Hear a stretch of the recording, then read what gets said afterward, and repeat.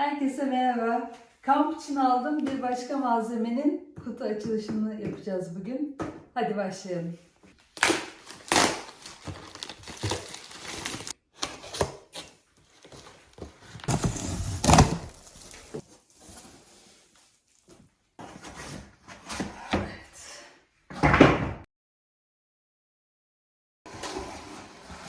Wow.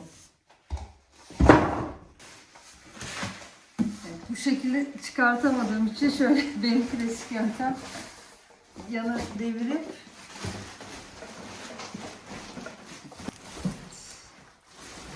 beklediğimden de büyük bir şey geldi.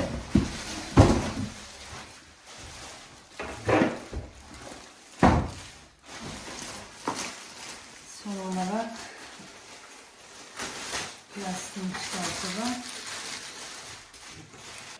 Mobicool'un küçük buzdolabı 39 litre hacminde. İçine 1,5 litrelik pet şişeler de sığabiliyor. Ve en güzel özelliği elektriğe bağlanabiliyor olması. Böylece yani kamp yaparken de sürekli soğutmaya devam ediyor. Hatta arabanın çakmaklık girişine de bağlanabiliyor.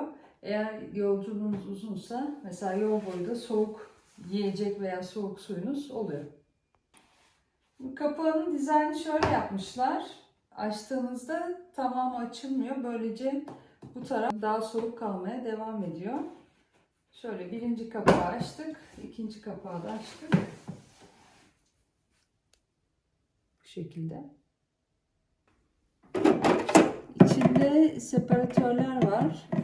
Kullanım amacına göre farklı şekillerde düzenleyebiliyorsunuz burayı.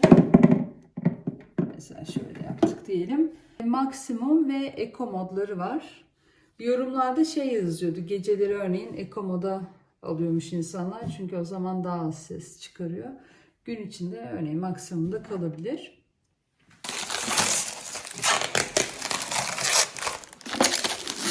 Üst kapaklar plastik, alt gövde alüminyum. Şöyle de iki tane tutamaç var. Böyle kaldırabiliyorsunuz. Yaklaşık 9,6 kilogram boş halin ağırlığı. Tabii ki içine bir şeyler koydukça taşıması zorlaşacak. Kablolarını da çok güzel bir şekilde aşağıya saklamışlar. Şu çakmaklık girişi, bu da normal priz girişinin kablosu. Buzdolabı ile ilgili gerçek yorumlarımı paylaşıyorum. Normalde ortam sıcaklığının 20 derece altına kadar soğutması gerekiyor ama o kadar performansı yüksek bir ürün değil. Almanya'da yaz dönemindeyiz şu an. Dışarısı kamp yaptığım günlerde maksimum 20 dereceyken bile dolabın içi 0 dereceye inmedi. Ama aklınızda olsun, böyle bir dolap kullanıyorsanız içine buz kasetleri atın. O şekilde performansını arttırabilirsiniz. Bir de bir gece önceden fişe takarsanız 24 saat çalışırsa dolap maksimum seviyede o da etkili olabilir. Örneğin Türkiye gibi sıcak ülkelerde yazın böyle bir dolap iş görmeyebilir.